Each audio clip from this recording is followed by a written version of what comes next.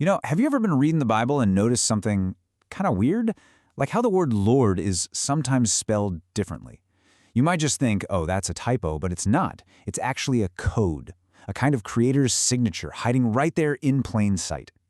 Okay, so let's get into it and decode this thing together. This explainer was compiled by Happy Akindeng.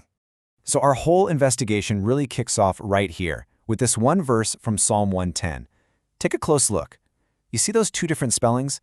The first Lord is in all caps, but the second Lord just has the first letter capitalized. And trust me, that is not a mistake. That's the message. So this brings us to the big question, right? Who is actually talking to whom in this verse? And what's the deal with those different capital letters? What do they really mean? Let's break it down piece by piece. All right, let's start with the easiest one first, the word Lord in all lowercase. Think of this as our starting point, our baseline.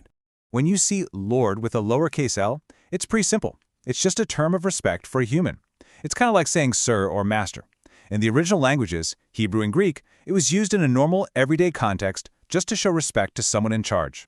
And once you know to look for it, you'll start seeing it everywhere. Sarah refers to her husband Abraham as Lord. Jacob does the same thing with his brother Esau. It pops up when people are talking to masters, rulers, even priests.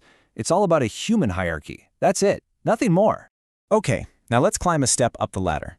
We're moving on to Lord with a capital L. And when you see that version, Lord, with a capital L, everything changes. The meaning takes a huge leap. We're not talking about human respect anymore. This is a title for divine authority. It's the English translation for the Hebrew word Adonai, which means the sovereign ruler, the master of the entire universe. And this is a big one. Jesus himself claims this title. Remember when he says, "You call me Master and Lord," and you're right, because that's what I am. He's directly affirming his divine status. He's saying, yes, I am the sovereign master, I am Adonai.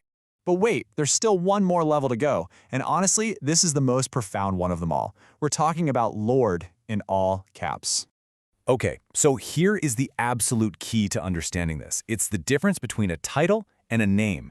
See, Lord with a capital L is a title, like president or king. But Lord in all caps, that is not a title. It's something else entirely. It stands in for the personal, sacred name of God. That name is YHWH. You might have heard it called the Tetragrammaton, which is just a fancy word that means 4 letters. Now, out of deep reverence, ancient Jewish scribes felt this name was way too sacred to even say out loud. So, when it came time for English translations, they came up with a solution: use Lord in all caps. It's a signal to the reader saying, hey, this isn't just a title. This is the personal name of the self-existent one, the great I am. All right, we've got all our clues now, right? We know what Lord, Lord, and Lord all mean. So, let's circle all the way back to that first verse from Psalms and finally crack this code. Here it is again. The Lord said unto my Lord. Now that we know what we're looking at, this sentence, well, it's about to reveal something incredibly deep. Let's break it down. The first part, the Lord, all caps, that's YHW, that's God the Father. And who is he talking to? He's talking to my Lord, capital L, which is Adonai, the sovereign master. And in this context, that's the Messiah, the Son. So what does the verse actually mean? It means God the Father is making a divine decree to God the Son. This is a conversation happening inside the Godhead itself. Wow. Now you might be thinking, okay, that's a cool little language fact, but it's so much more than that. This tiny difference in capitalization, it becomes the absolute foundation for one of the most powerful arguments Jesus ever makes. So Jesus actually brings this exact verse to the religious leaders of his day, and he hits them with a killer question. He basically says, look, if the Messiah is just supposed to be a human descendant of King David, then why would David, the greatest king of all, call his own future descendant my Lord, my Adonai? There's only one way that makes sense. The Messiah had to be more than just David's human son.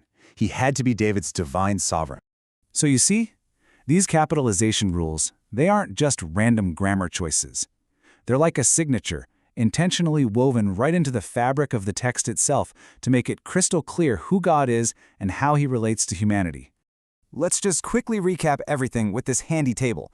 So, at the very top, you've got Lord in all caps. That's YHWH, the personal covenant name of God.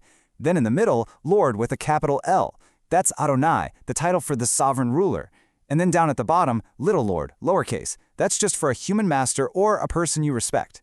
When you boil it all down, it comes to this. Even the tiniest details in the text, the capitalization, the so-called jots and tittles, they're all there for a reason. They draw this incredibly clear and important line in the sand between a created being and the creator. It kind of makes you wonder, doesn't it? Now that you're in on this little secret, this code, what other amazing truths might be hiding right there in the details? The stuff you've probably read 100 times and never noticed. What else is hidden in plain sight?